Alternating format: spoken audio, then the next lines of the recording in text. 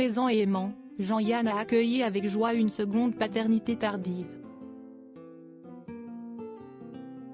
Très présent pendant les 10 premières années de son fils Jean-Christophe, il est brutalement décédé en 2003. La vie de l'enfant a alors pris une tournure plus difficile. 20 ans déjà que Jean-Yann a tiré sa révérence.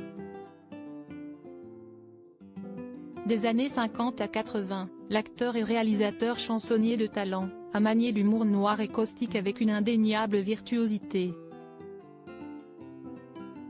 Après avoir débuté dans le journalisme, Jean-Yann se tourne vers le cabaret, plus propice à son sens inné de la dérision. Il écume radio et télévision avec son complice Jacques Martin avant de se diriger vers le cinéma. Devant et derrière la caméra, il fait hurler l'hexagone de rire avec des longs métrages irrévérencieux devenus cultes comme Tout le monde il est beau, Tout le monde il est gentil ou 2 heures moins le quart avant Jésus-Christ. Mais son talent ne le cantonne pas à la gaudriole, il met son regard mélancolique et son air impénétrable et taciturne au service de Claude Chabrol. Il interprète pour lui 2 assassins qui marquent l'histoire du cinéma français dans Que la bête meurt et Le boucher. Un second enfant à 58 ans, père d'un garçon prénommé Thomas, né de ses amours avec Sophie Garel, le comédien renoue avec la paternité sur le tard lorsque Christiane Vögele von Babenhausen, fille d'un aristocrate allemand et d'une brahmane indienne, donne naissance à Jean-Christophe en 1991. Le comédien est alors âgé de 58 ans.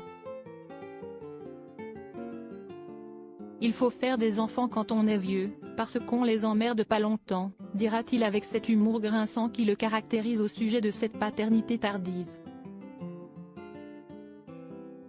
Un cynisme qui cache toutefois un papa investi et tendre dont se souvient la comédienne Julie-Marie Parmentier qui fut sa partenaire de jeu dans Chandolant et qui témoignait récemment sur Twitter évoquant le tournage de la série. Il est à ce moment-là fatigué. Son fils de 9 ans doit le rejoindre et je crois que cela l'inquiète un peu, qu'il est soucieux de protéger au mieux son enfant, indique-t-elle, se remémorant également des moments de tête-à-tête entre père et fils, le soir, au restaurant, après une journée de travail éprouvante, un souvenir poignant pour l'actrice. Un an après la diffusion du feuilleton, Jean-Yann s'éteint, victime d'une crise cardiaque, et la vie de Jean-Christophe va s'en trouver bouleversée. Le fisc gèle tous les revenus de l'acteur, il faut vendre la maison de Morsin où Jean-Yann avait fait planter 400 arbres pour qu'à l'âge adulte son fils possède une forêt. Christiane s'avère incapable de subvenir seule aux besoins de son enfant et décide de le confier à l'Adidas.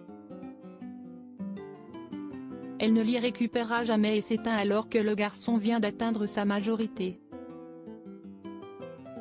Jean-Christophe lui n'a pas écouté les préceptes de son papa, il a accueilli une petite fille prénommée Loeva en 2014. Une entorse que sans nul doute son poney lui aura pardonné.